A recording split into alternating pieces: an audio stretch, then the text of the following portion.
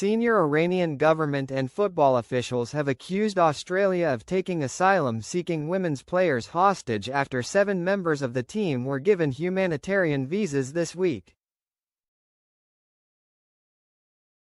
The regime also issued a message personally addressed to the players who did choose to leave Australia, which said, "Dear ladies, Iran awaits you with open arms.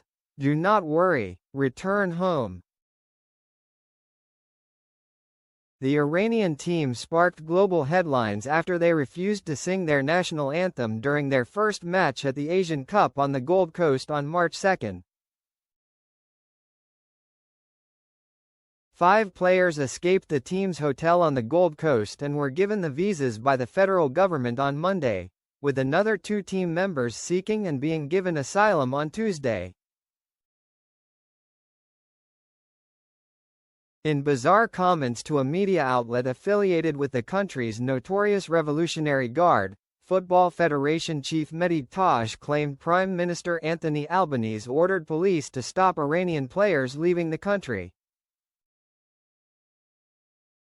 After the game, unfortunately, the Australian police came and intervened, removing 1 or 2 of the players from the hotel, according to the news we have, Taj told Iran's Tasnim news agency.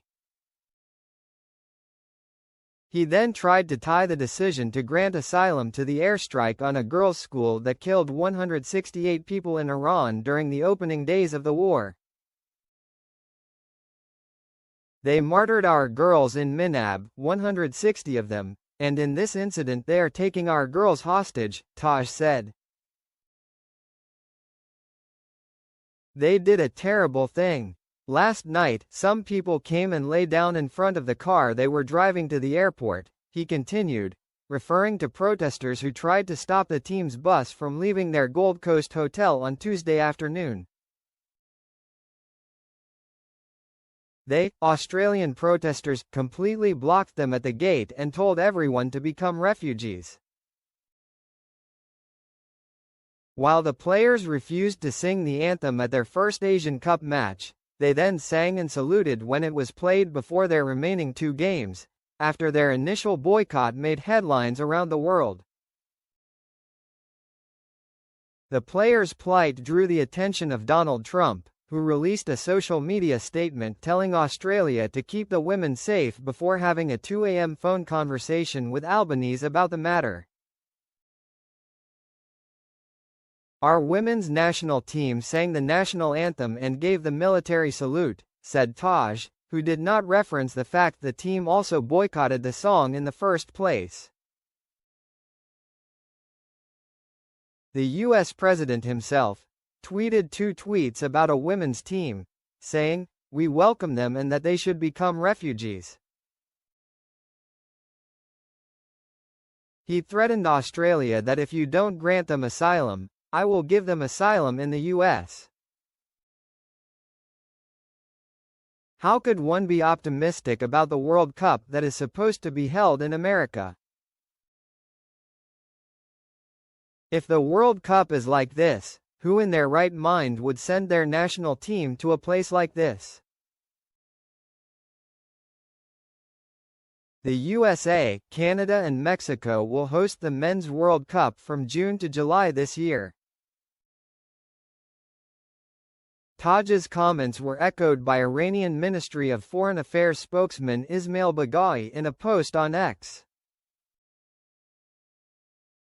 "To the dear ladies of our homeland on the women's football team, I say, Iran awaits you with open arms. Do not worry, return home," Baghai said.